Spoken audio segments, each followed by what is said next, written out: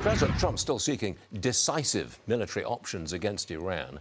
The U.S. has deployed jet fighters and air defenses to the region. Iran's leadership says they have stopped the demonstrations. But a resistance group within the country says the brutality continues. Retired four-star General Jack Keane joins me now. Iran says the demonstrations are over. We said we would help them. The brutality continues. What happens now? Well, first of all, you're absolutely right. I mean, they're still repressing the people. They've got their goons on the street. They brought in thousands of people from other countries, to be specific about Iraqi militia, Pakistani militia, and even Afghanistani militia. They're on the streets. They've got pickup trucks with machine guns on them, and they're repressing the people from actually leaving their homes. So that is really what's stopping future demonstrations, to be sure. And nothing has changed in terms of the brutality and barbarism of this regime. And we all know this, and so do our viewing audience know it. They are who they are. And President Trump has said help is on the way, and he's also got all military options on the table. We do know for a fact that assets are being brought into the region. That's public knowledge. And I'm assuming at some point President Trump is going to fulfill that promise that he made and deliver some kind of a strike against the regime to hold them accountable for what they've done. Stuart, there's talk about the possibility of negotiations with this regime. In my view, that is misguided, to be frank about it.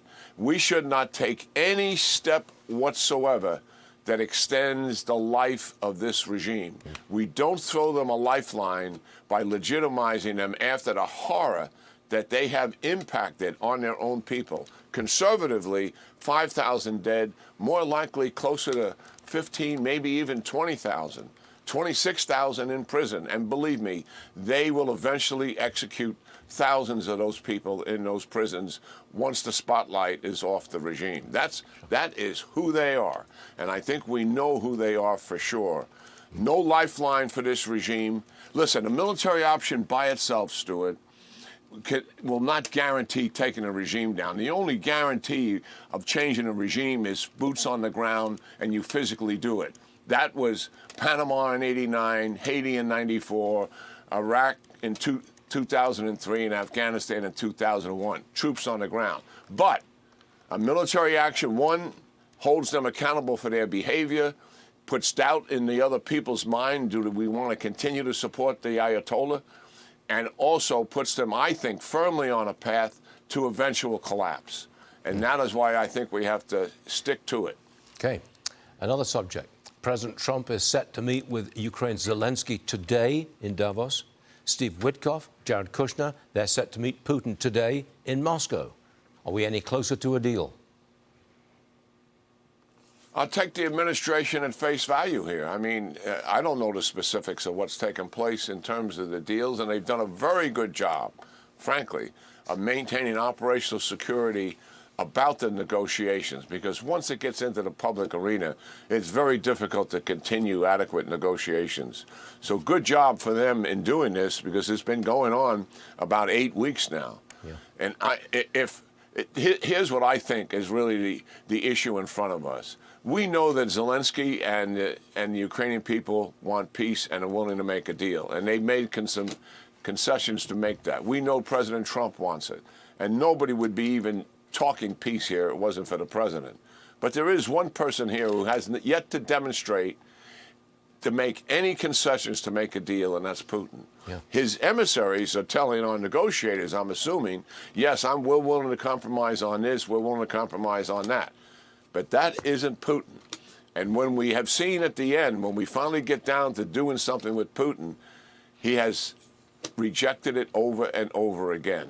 Yeah. So at some point here, the ball is being given to Putin, and we'll see if he's willing to actually make some real concessions and get to a peace agreement. I got one more for you, General. A new report says the Trump administration wants regime change in Cuba by the end of this year. That's in the Wall Street Journal. How will we achieve regime change in Havana? How are we going to do it? Just throttle them, or diplomacy in some way, or some kind of military action? How do we bring them down? Well, the regime is so fragile, even without what took place with Maduro, and the implications it has for the region, that successful operation that the president and his team executed. And they were dependent, frankly, on Venezuela oil and what came from all of that. So that's going to be shut down. So economically, they're going to be squeezed, and many people who look at it and understand the economic situation in Cuba believe it'll be on the verge of collapse once that dries up. So that I believe is the main engine here. And I'm making assumptions that the administration is certainly talking to leaders in Cuba who are not tied to the regime, or if they are tied to the regime, are willing to depart from it, much as we were talking to a lot of Maduro's people while he was still in charge. And where would they stand if he was removed? And we know now that they are standing and working with the Trump administration. So I think both of those things are happening, an eventual economic collapse of Cuba, and also the possibility of a change in the regime leadership, because we're going to get some cooperation from others who are not bona fide communists. Yeah. And this has been sitting there, as we know, going all the way back to the 1950s when Castro took over the country and Batista fled. The thing is, I think this is progress. Yeah, everything's Stuart. moving forward. It's progress. It is, on all fronts, actually. General Jack Keane, always a pleasure. Thanks for joining us, sir. We'll see you again soon. You got it.